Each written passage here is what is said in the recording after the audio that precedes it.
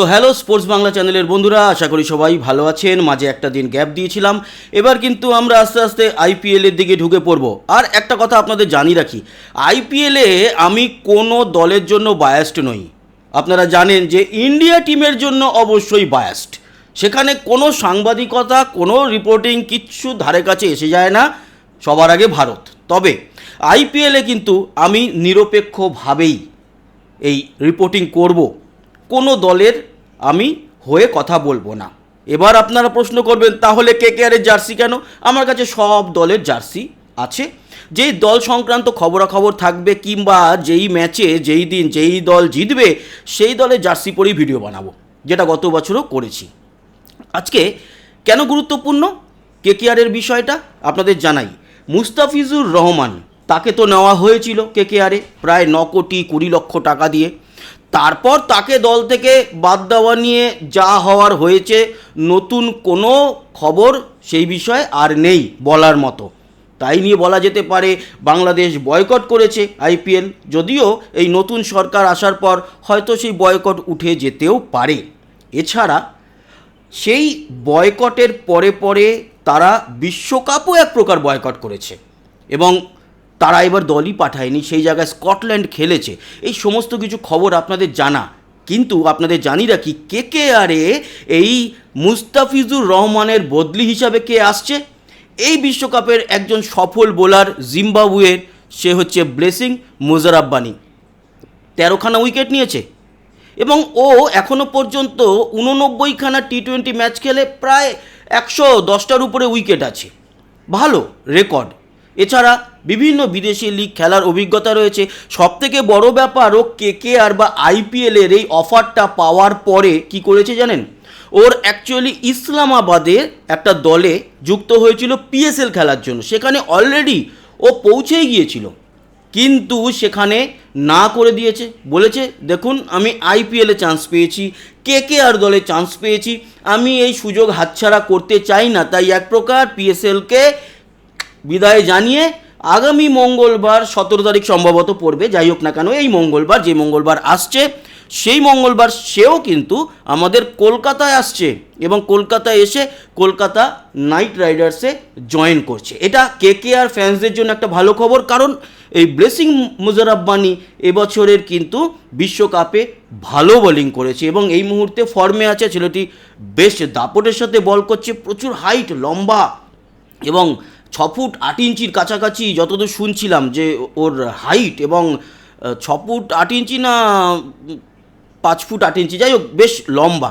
আচ্ছা, কিন্তু মুস্তাফিজুর রহমানকে যে 9,20,00,000 টাকার মতো, মানে 9.5 কোটি টাকার কাছাকাছি দিয়ে কিনেছিল, ব্লেসিং অত টাকা পাচ্ছে না। ব্লেসিংকে তার বেস্ট প্রাইসেই কেনা হচ্ছে, সম্ভবত 2 কোটি টাকায় তাকে নিচ্ছে।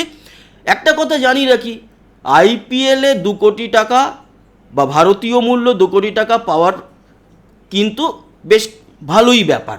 জিম্বাবুয়ে একটি খুবই গরিব দেশ, সেই দেশের কোনো প্লেয়ার যদি ভারতীয় 2 কোটি টাকা একটা সিজনের জন্য পায় মাত্র এই 2 মাস খেলে, তাহলে তার কাছে অনেকটা আশীর্বাদ এবং তার নিজস্ব অর্থনীতি অনেকটাই বেটার হবে, অন্তত পিএসএল খেলার থেকে। সেটা ও জানে, তার জন্য পিএসএলকে এক প্রকার ঠেলে দিয়ে চলে এসেছে।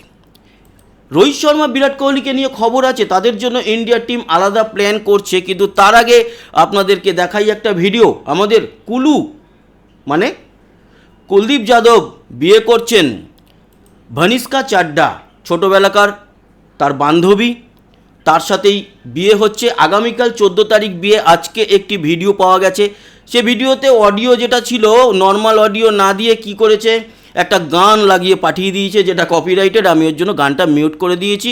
সেই দৃশ্য আর চাহাল একদম পুরো পাড়ার কাকিমার মতো পৌঁছে গেছে। চাহালকে দিয়ে কেন? কারণ একটা সময় এই কুলদীপ আর চাহালের জুটি ভারতবর্ষের হয়ে একেবারে কিন্তু মাতিয়ে রেখেছিল এবং কুলচা জুটি বলা হতো। তাই কুলের বিয়ে, চা এসছে হলদি লাগাতে।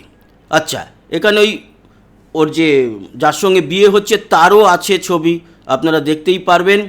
এবং অনেক প্লেয়ার নিমন্ত্রিত আগামীকাল বিয়ের দিনকে না হলেও যেদিনকে ওই বৌভাত হয়, রিসেপশন, সেদিন আসছে। এই হচ্ছে ওর হবু ওয়াইফ। তো দেখলেন আর চাহা লেখানো পুরো পাড়ার কাকিমাদের মতো একেবারে পৌঁছে গেছে। হাসাহাসি, জোর মজাদার পরিস্থিতিতে কিন্তু কুলচার একসাথে এই যে দৃশ্য আমরা দেখতে পেলাম। তো এই ছিল আপনাদের জন্য একটা ছোট্ট ভিডিও কুলদীপ যাদবের বিয়ের সংক্রান্ত। আসি, রোহিত শর্মা আর বিরাট কোহলিকে নিয়ে ভারতীয় টিম একটা প্ল্যান করেছে। কি প্ল্যান আপনাদের জানাই। যেহেতু রোহিত শর্মা এবং বিরাট কোহলি এখন টেস্ট এবং টি20 আর খেলে না, শুধুমাত্র ওয়ানডে খেলে, এবং আগামী 2027 সালে আমাদের ওয়ানডের বিশ্বকাপ আসছে। সেই ওয়ানডের বিশ্বকাপকে টার্গেট করে এবার দলে আমূল পরিবর্তন আসতে চলেছে। আপাতত যা জানা যাচ্ছে, গৌতম গম্ভীরই থাকবেন কোচ, এবং আইপিএলের পরেই মার কাট কিন্তু খেলা শুরু হয়ে যাবে আবার ভারতীয় দলের। সর্বপ্রথম আফগানিস্তান আসছে। জানা যাচ্ছে যে প্রতিটা দেশের সঙ্গে এবার শুধুমাত্র আর টি20 বেশি রেখে ওয়ানডে কমিয়ে রেখে এরকম প্ল্যানে যাচ্ছে না, ওয়ানডে বাড়ানো হচ্ছে। মাঝে আয়ারল্যান্ডও প্রবেশ করছে একটা সিরিজে, আয়ারল্যান্ড রিকোয়েস্ট করেছিল, তো আয়ারল্যান্ডেও একটা ছোট্ট সফর হতে পারে, মূলত সেখানে ওয়ানডেই হবে। তাই রোহিত শর্মা বিরাট কোহলিকে যতটা সম্ভব খেলানো যায় এবং 2027 বিশ্বকাপের আগে যতটা বেশি পারে ইন্ডিয়া ওয়ানডে যাতে খেলতে পারে, তার জন্য ফুল প্ল্যানিং এখন ওয়ানডে নিয়ে। হ্যাঁ, টি20 অবশ্যই থাকবে, প্রতিটা সিরিজেই টি20 থাকবে, কিন্তু টি20-র উপর থেকে একটু ফোকাসটা এবার সরিয়ে একেবারে মূল ফোকাসে ওয়ানডে। আর তার জন্য বিরাট কোহলি এবং রোহিত শর্মা এছাড়াও টিমে আরও অনেক বদল আসতে চলেছে। আফগানিস্তান সফর থেকেই কিন্তু টিমের বদলগুলো আপনারা বুঝতে শুরু করবেন, এবং শোনা যাচ্ছে এই টি20-র যে বিশ্বকাপে প্লেয়াররা খেলেছে তাদের মধ্যে থেকেও কিন্তু চান্স পেতে পারে কয়েকজন। সেখানে দৌড়ে সূর্যকুমার যাদব রয়েছে, দৌড়ে রয়েছে হার্দিক পান্ডিয়া, অবশ্যই জসপ্রীত বুমরা তো থাকছেই, ইভেন বরুণ চক্রবর্তী, কুলদীপ যাদব, এরকম অনেক প্লেয়ার, এবং হর্ষিত রানা, অর্শদীপ সিং আর মোহাম্মদ সিরাজ এরা কিন্তু প্রবেশ করতে পারে। এছাড়া ঈশান কিষানের প্রবেশের একটা বিরাট বড় সম্ভাবনা দেখা দিয়েছে। তাই আপাতত আইপিএল চলুক, আইপিএল চলতে চলতে আমরা সেই বিষয়গুলো যেমন আলোচনা করব, আইপিএলও থাকবে। আর শুরুতেই জুনে আফগানিস্তান আসছে ভারতে, সেখানে 3খানা ওয়ানডে ম্যাচ আছে। আমরা আবার রোকো জুটিকে কিন্তু দেখতে চলেছি সেই সিরিজে। তো এই ছিল আলোচনা। আশা করি এই ইনফরমেশনগুলো আপনাদের কাজে লাগলো। বন্ধুরা সবাই আমাদের সঙ্গে সাবস্ক্রাইব করে জুড়ে থাকবেন। আপনারা জানেন যে খেলার চ্যানেলটি একটা সমস্যার জন্য আমাদের হাত থেকে চলে গেছে, ইউটিউবে এই মুহূর্তে আর নেই।